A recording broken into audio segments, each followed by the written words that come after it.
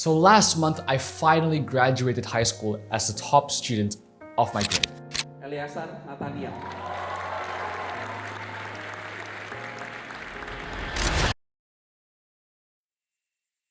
Studying, staying up till dawn, missing dinners, all the time spent locked in my room, sinking in all the textbooks. And as university comes knocking on my door, I constantly ask myself, was it all worth it? Listen, usually when making a video, I would do some level of research just to make sure that whatever I'm saying is 100% accurate. But in this case, I'll be speaking almost entirely from my own experience being a straight A student. And as you know, everyone's experience can be different. So you can take what I'm going to say in this video with a jar of salt.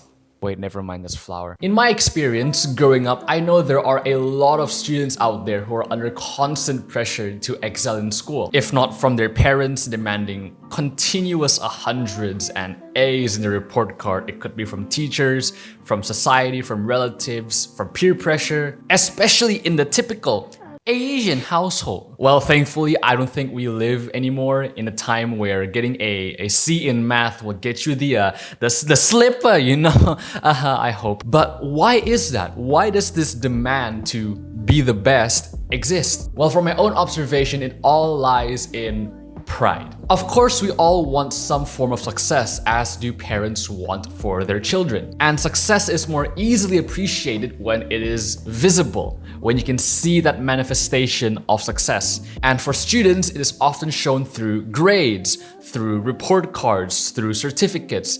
And if you excel, they all will show success in some way. They're things to be proud of, not only for us students, but for our parents as well. And that can be pride, and we sometimes want to make that more apparent to everyone else as well. By the way, if there is a stereotypical view of an Asian family gathering where the parents start off the conversation by showing off about their kids' achievements, being like, oh, by the way, little Timmy finally graduated from Harvard. He got the 4.5 GPA and he's now getting a job as a neurosurgeon. And he's 9. That is true. That is so true. I have met people who do that so many times before. But that's what I mean. That sense of pride is valuable. Being seen highly by everyone else because of your children's or students' academic achievements is valuable. Those markers of academic excellence are valuable. Thus, in many cases, there are students who are under constant pressure to be the best, to be perfect. By the way, I would like to point out personally that thankfully I have never experienced anything like this in my own family. My parents have never placed me under any pressure like this. They've always been very supportive in anything that I do. Sadly, I can't really say the same for a lot of other people that I know. And although most of my academic ambitions are self-inflicted, I do sometimes feel immense pressure from outside my family to protect their reputation, to perform in school. And to live up to that pressure does take a toll on your well-being. To achieve greatly in something, usually it requires some form of sacrifice. Most of the time it's in the form of time and energy. And the same goes for academics. And if your goal is to be the best, not only do you need to study hard, you're going to have to study harder than everyone else.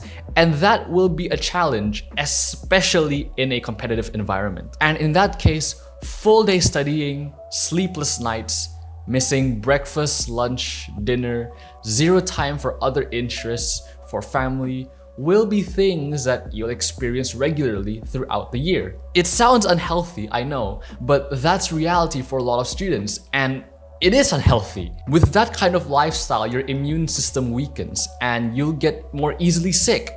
I've been there. One of my closest friends, who happens to be the valedictorian of the grade, has been there many times before. Matter of fact, he was often absent in class because he was sick from studying for his A-levels until like 4 a.m. for an entire week. Sometimes it would go so bad for me that my mom would barge into the room and scold at me for studying, telling me to go out and play. Like, for most other kids, it's like, "Aiya, you playing all the time, go study lah." But for me, it's like, Yeah, you studying all the time, yeah. Go play lah, go touch grass, go out with your friends. Oh, that's right, you don't have any.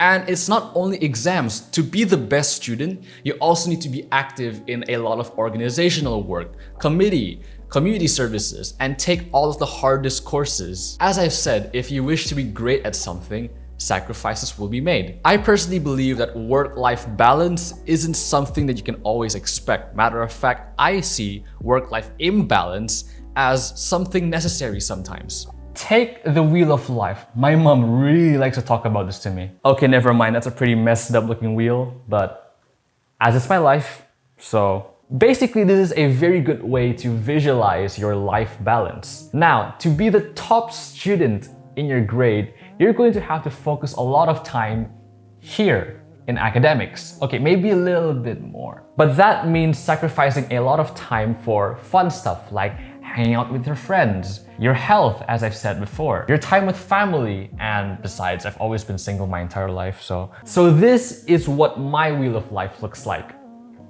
Pretty depressing, right? But again, as I've said, work-life imbalance is sometimes necessary. Like, say you're an entrepreneur building a business, then of course you're going to have to focus a lot more time and effort into building and running that business a lot more than other things. Or if you're focusing on being more fit and going to the gym. But the important thing to also remember and think about is whether or not the tip of the scale where I'm putting the most weight on will bring the most value for me in the future. And throughout my summer vacation, I've been constantly reflecting to myself, should I have placed my weights somewhere else? What if I use all of that extra time studying, locked up in my room, for other more fulfilling things that could bring me closer to my dreams? I think a lot about the time and effort I could have dedicated to spending more time with my family, starting more side hustles, learning more valuable skills, meeting new people, being in a relationship. Actually, never mind, that's zero chance for me. Never mind, no, forget that. There's no denying that performing well in school has brought me so many amazing opportunities, but did it say bring me closer to my dreams? Am I closer to where I want to be in life? And could I have used all of that extra time chasing the highest scores for something that could bring me a more fulfilling life? In economics class, we're always taught about the concept of opportunity cost. And I'm going to be a bit of a nerd here, so bear with me. Essentially, opportunity cost is the value of the things you give up in order to obtain something. And I often ask myself, what is the opportunity cost of me spending all of that time and energy on studying excessively instead of other things like starting a business or making more content or spending more time with family? Because unfortunately, everyone, just because you were successful in school doesn't guarantee that you'll be successful anywhere else in life. It is not as smooth as studying hard, getting good grades, getting to a good university, getting a good job, and bam, good life. There are a lot of other things that define your success a lot more than just straight A's. And plenty of it you're not going to learn just by sitting in the classroom and paying attention to the teacher. In fact, I know a lot of people who weren't straight A students. Matter of fact, a lot of them failed many times in school, but have grown up to become very, very successful people. And I often see my friends who aren't that academically achieving, but are achieving so much more in life currently than I am. They focus their time and energy in building other projects, learning other valuable skills, and although they didn't have the straight A's, they are now much more ahead than me in getting their life straight. So what I'm trying to say is just be assured that although you may not be overly excelling in school, although you may not be among the top students of your grade, don't let that pressure you. Don't treat yourself hard just because of that. You still have the same chances of being someone great as everybody else. In fact, there is a huge chance that you are a lot more capable, smarter, more skilled than me and a lot of other people in some way. Because I often hear stories from my friends who are very skilled in something outside of academics, but are always pressured to get the best grades, like telling a fish to climb a tree. Wait. Can fish climb trees? Yeah, wait, what? And sometimes, and this bugs me a lot, sometimes some of them telling me that their parents told them to be more like me. And I just hear that thinking, me? This degenerate who hasn't achieved much in life. Me? So here's the thing, if there are any parents watching this who expect very highly from their children in terms of grades, are you prepared to have your children sacrifice a lot of the time that they could have spent with you, with family? Are you prepared for that? Because as someone who has experienced all of that, your children will have to sacrifice so much in order to achieve that, especially if they're in high school, where in some cases they may not have that much time left under the same roof as you. So just think about that. But hear me out. I am not saying that school or getting good grades is useless. And I am definitely not saying that you should just slack off and flunk school, okay?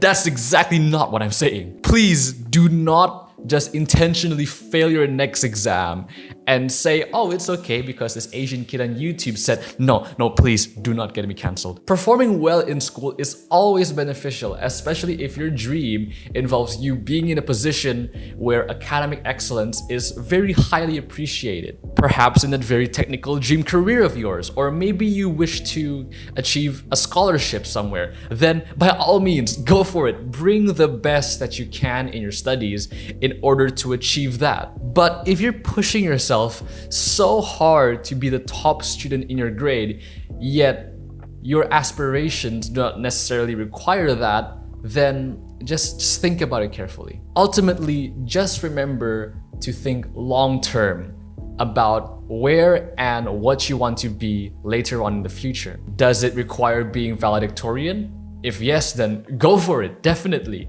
But if not, then it's okay if you're not the most academically achieving student in school. Just remember to do everything that you can in order to achieve that dream of yours.